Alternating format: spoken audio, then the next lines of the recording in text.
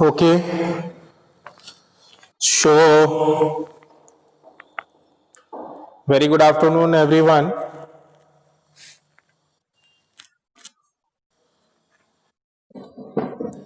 Good afternoon. If anyone having any doubts from the particular chapter, that means space exploitation.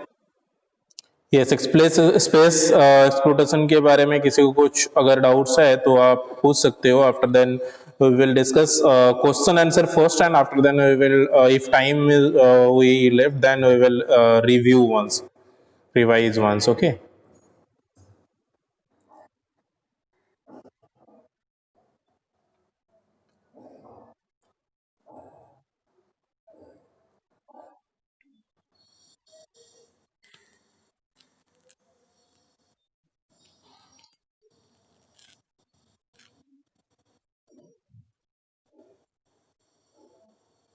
Okay, so first most important thing, everyone take out the question answer, and what I observe is maximum of the students क्या करते हैं कि they used to send the question answer only. So they forgot about the small question answer. Means small means I am talking about the MCQs or choose the correct options, like those all questions which you can do in your book also. So आप अपना book में बना तो सकते हो, लेकिन भेजना भी है. जब भी आपको क्वेश्चन आंसर बोला जाता है, that means all the question answer, not only the descriptive type question answer. Okay. So first, everyone take out your book, question answer of this chapter. First question answer which we have is the long type of question answer only, wherein let us see what the first question is asking. That is, what is a satellite? So satellite क्या होता है, इसके बारे में इसमें पूछा जा रहा है. ठीक है. Even in the during the class also, I have explained you all what actually the satellite is. So if you all are remember that satellite के बारे में हम लोग ने डिस्कस किया था कि दो तरह का होता है, एक तो नेचुरली होता है और एक आर्टिफिशियली, जो हम लोग ह्यूमन जो है काफी इंफॉर्मेशंस या तो जो भी टेक्नोलॉजी यूज होता है आज का डेट में उसके लिए हम लोग ने भेजा है, और एक नेचुरल है जो कि नेचर में ऑलरेडी अवेलेबल है पहले से. ठीक है. तो सबसे पहले ये समझते हैं कि what the satellite is. Satellite होता क्या है. ये एक ऑब्जेक्ट है. एक ऑब्जेक्ट मतलब ऑब्जेक्ट क्या होता है. ऑब्जेक्ट कुछ भी हो सकता है. एक पत्थर हो सकता है, एक स्टोन हो सकता है, एक लकड़ी हो सकता है. ये anything is the object. Whatever have the space, whatever has the particular weight, जो स्पेस लेते हैं या जिसका वेट होता है या तो जिसको हम लोग देख सकते हैं. तो इस तरह का कोई भी ऑब्जेक्ट हो सकता है. वो एक बड़ा सा ऑब्जेक्ट होता है ये, जिसको हम लोग ऑर्बिट कराते हैं या सर्कल्स में घुमाते हैं. जो भी हम लोग का कोई एक पर्टिकुलर ऑब्जेक्ट होता है उसके अराउंड में, उसके चारों तरफ में. तो जैसे कि हम लोग ने इससे पहले भी यहाँ पे एक देखा था, जैसे हम लोग का सैटेलाइट जो है ये, जैसे इसका अगर बात करें, ये सैटेलाइट हम लोग का अर्थ के चारों तरफ मूव कर रहा है. राइट. सो ये एक ऑब्जेक्ट है जो कि इस अर्थ के साथ रोटेट कर रहा है या फिक्स्ड है कहीं पे, जिस जो इंफॉर्मेशन पर्पस में यूज होता है. ठीक है. और एक जैसे हम लोग ने बात किया था, जैसे ये यहाँ पे सबसे पहले अर्थ जो है, ये एक सन का एक जो है कहा जाए तो एक नेचुरल सैटेलाइट है. उसके अलावा सन का जो सॉरी ये अर्थ का जो है मून, ये एक जो है नेचुरल सैटेलाइट है. ठीक है. तो ये मून जो है ये एक ऑब्जेक्ट है जो अर्थ के चारों तरफ मूव कर रहा है, रोटेट कर रहा है. ठीक है.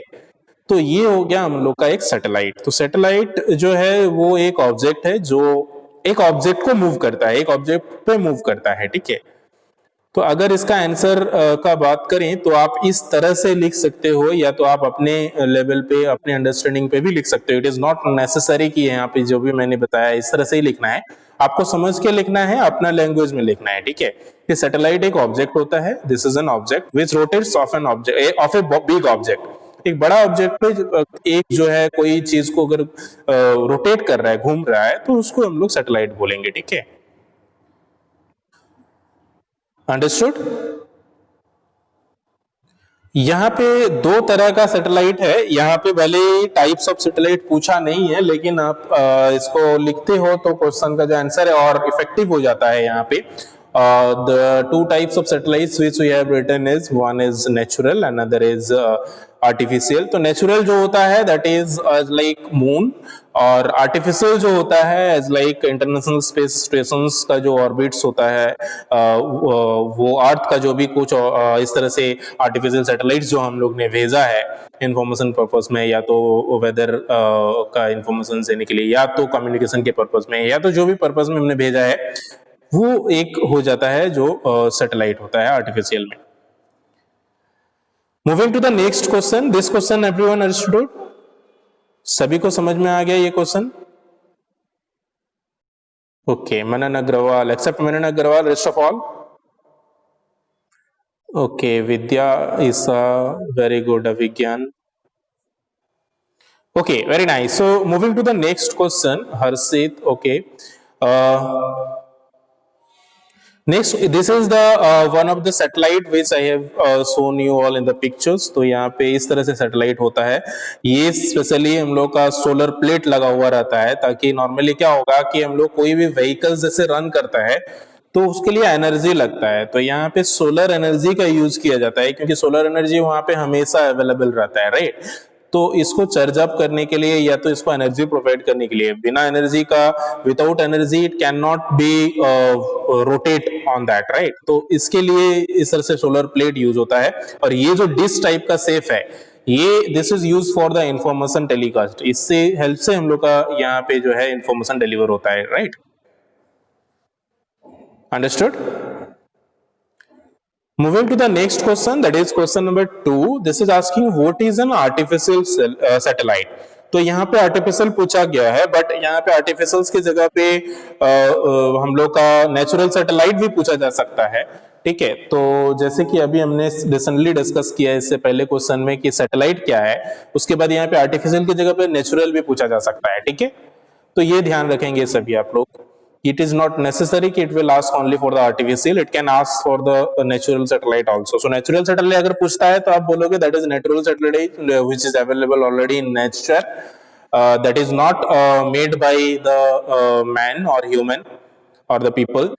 But artificial satellites are especially the objects which we people made and launched into the orbit using rockets. So rockets are used for the launching it, okay. And satellites are especially capable of collecting a large number of information, and it helps us for communication also, okay. And pictures also, pictures of the universe or pictures of the space, okay. And currently there are lots of near about more than thousands of active satellites are there which are orbiting to the earth, that means moving around the earth. तो अर्थ के चारों तरफ अभी 1000 से भी ज्यादा, 1500 2000 more than that much of satellites are there which are moving as like. यहाँ पे जैसे हम लोग देखते हैं नॉर्मली रोड में जैसे व्हीकल्स वगैरह चलता है, उसी तरह से स्पेस में भी सैटेलाइट्स को जो है लॉन्च किया जाता है, सैटेलाइट्स को ड्राइव किया जाता है, ठीक है। बट वहां पे क्या है कि वो ऑटोमेटिकली है, जैसे अभी रिसेंटली हमारे प्राइम मिनिस्टर जो है दिल्ली में, आपने सुना होगा अगर न्यूज की, ड्राइवरलेस ट्रेन जो है वो लॉन्च किए, वो उसका इनोवेशन किए। तो उसी तरह से अगर हम लोग इसका बात करें, सैटेलाइट का बात करें, इसको चलाने के लिए कोई स्पेशली है नहीं, तो वहां पे ऑटोमेटिकली इस तरह से सेटअप किया जाता है कि automatically it will revolve as per the revolutions of the earth. जैसे जैसे अर्थ रिवॉल्व करता है वैसे वैसे वो भी रिवॉल्व करते जाएगा, ठीक है। तो अब अगर आर्टिफिशियल सैटेलाइट्स को भी हम लोग कैटेगराइज करें या तो डिवाइड करें, that is also two types, one is communication satellites and another is whether satellites.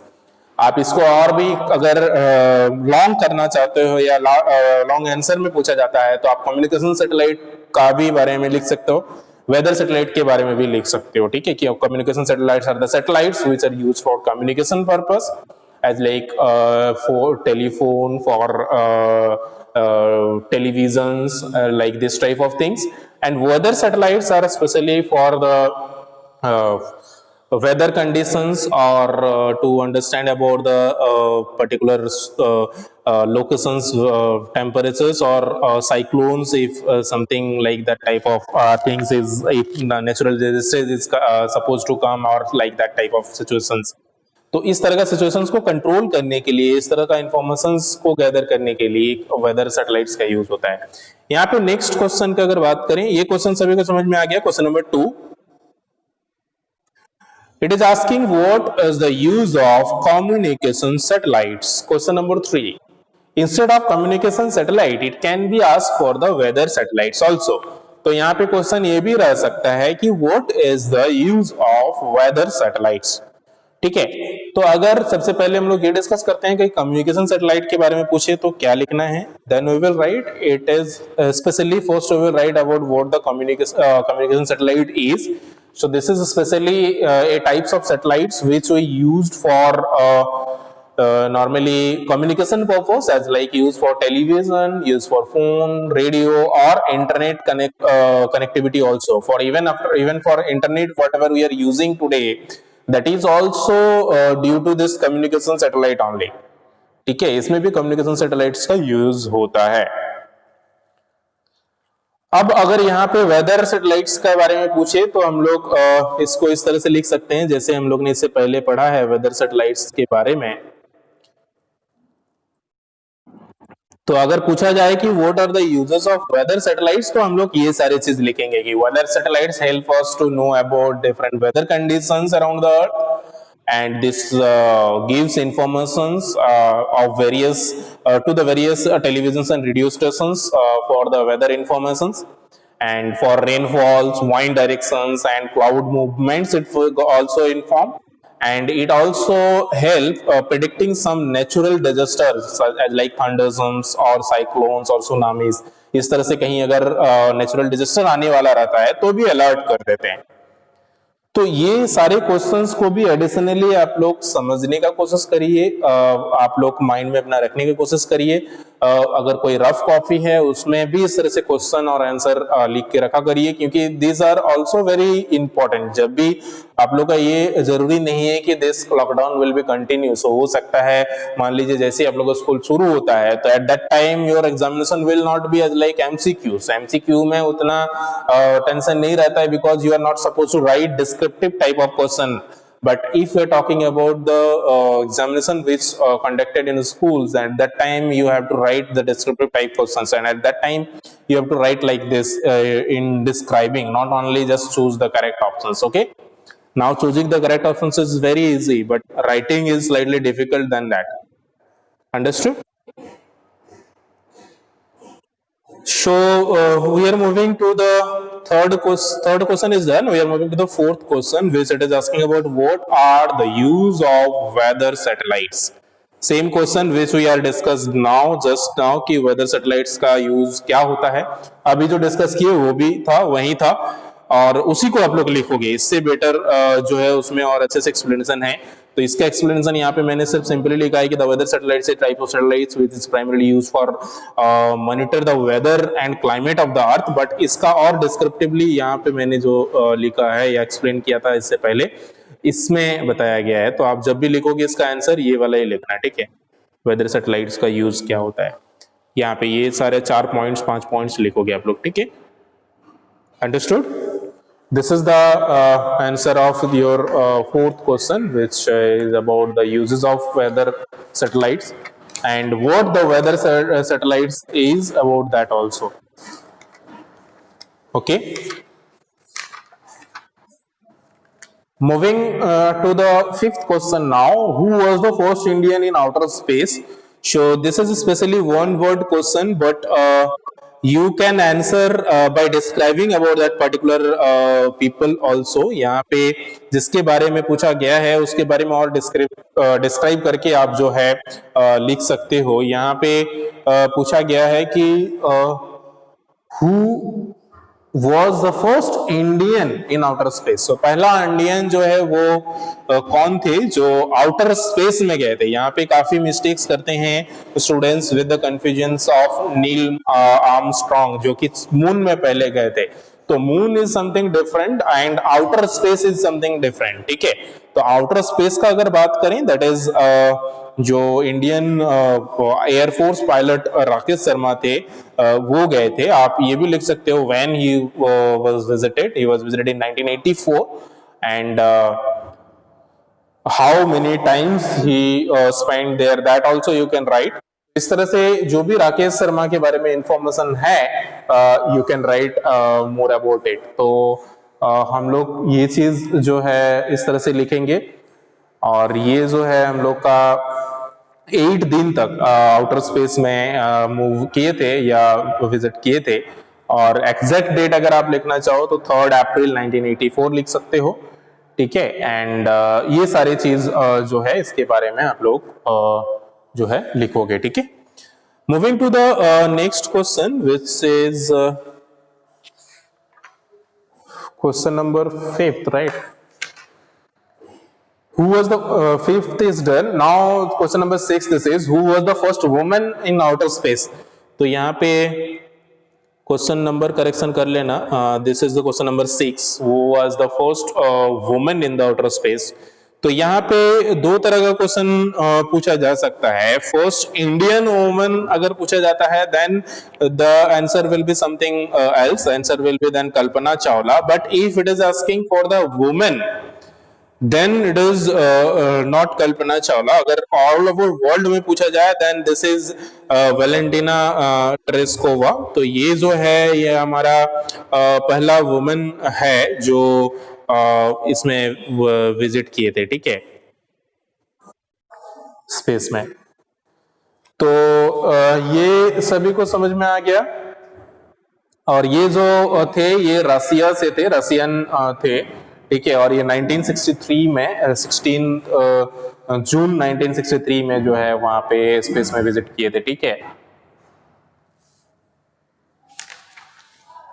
उसके अलावा अगर इंडियन का बात किया जाए तो कल्पना चावला का नाम आता है, जो कि एक ये भी एस्ट्रोनॉट मतलब इंजीनियर थे जो कि फर्स्ट वुमेन थे इंडिया से जो स्पेस का वो ये किए थे, ठीक है, विजिट किए थे।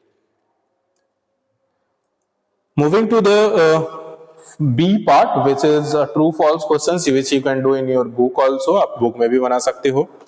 So पहला क्वेश्चन है there are 3 types of satellites, natural, human made and artificial, which will be false because we have learned there are 2 types of basically satellites which are natural and human made। तो ये artificial करके कोई भी ऐसा नहीं है, ठीक है।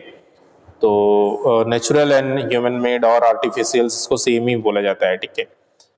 Moving to the second question which is asking an artificial satellite is a human object that revolves around the elliptical object. This is true because the same thing artificial satellites means human made object only which is revolving around the any elliptical object, okay। After then, if you are talking about the third question, which is communication satellites, which gives us information about the cloud movements and wind direction, which is not correct.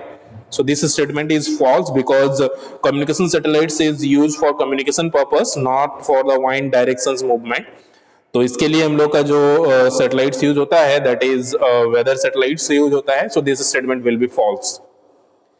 Fourth question is asking Sunita Williams was the first woman astronaut to go to the outer space, which is not correct because just now only we have learned about that Sunita Williams is the especially a woman and women actually who spend most of the time in space. तो यहाँ पे दो तरह का question पूछा जा सकता है। अगर पूछा जाता है कि write the name of the woman who spend most of the time in space, तो तब सुनीता विलियम्स का नाम होगा। हाँ, और अगर फर्स्ट का बात करें तो then it will be Valentina Tereshkova, okay. तो ये स्टेटमेंट भी हमारा फॉल्स हो जाएगा। और नेक्स्ट क्वेश्चन जो है यूरी गर्गियन जो है ये 108 मिनट्स जो है ऑर्बिट किए थे अर्थ का, and this statement is true which we have learn in our chapter also, okay. So true false understood everyone, all the true false. So ये सारा बनाना है और बनाने के अपना घर में सजा के रखना नहीं है, इसको भी भेजना है साथ में, होमवर्क के साथ में, भूल जाते हो मैक्सिमम स्टूडेंट्स। नेक्स्ट क्वेश्चन हम लोग मूव करते हैं जो कि सेल्फ असेसमेंट है, आपको खुद करने का है। चलिए आप लोग ने खुद करने का कोशिश पहले कीजिए सभी, उसके बाद हम लोग इसका डिस्कशन करते हैं।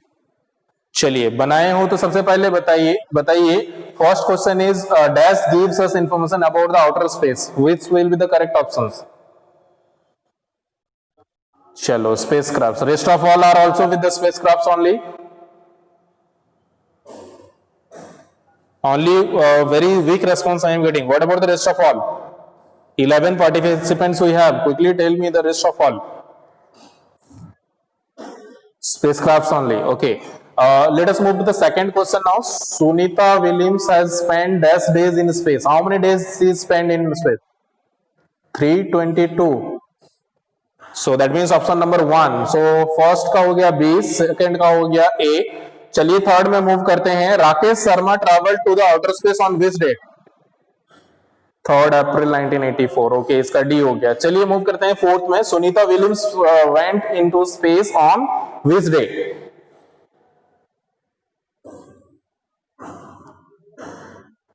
Okay exactly. यहाँ पे क्वेश्चन कभी कभी चेंज रहता है तो आप लोग ध्यान दोगे। यहाँ पे स्पेंट, यहाँ पे वेंट की जगह पे रिटर्न भी पूछा जा सकता है, और यहाँ पे राकेश शर्मा की जगह पे कोई और का भी नाम दिया जा सकता है, सुनीता विलियम्स की जगह पे भी कोई और का नाम रह सकता है।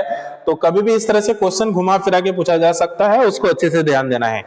तो अगर हम लोग बात करें इसका, तो फर्स्ट का हो जाएगा option number B which is spacecraft, second का हो जाएगा first which is 322 days, third का हो जाएगा D which is 3 April 1984, and fourth का हो जाएगा सी विच इज 9 दिसंबर 2006। और एक क्वेश्चन है which is fifth question, the dash was the first woman to travel to the outer space, just now we have learn. So quickly tell me which options? Option number C, Valentina Tereshkova. So yes, exactly. So option number C is absolutely correct answer in question number 5. So with this, we can conclude that this chapter is completely finished. So still, if anyone having any doubts, you can ask, you can discuss, you can tell. Okay.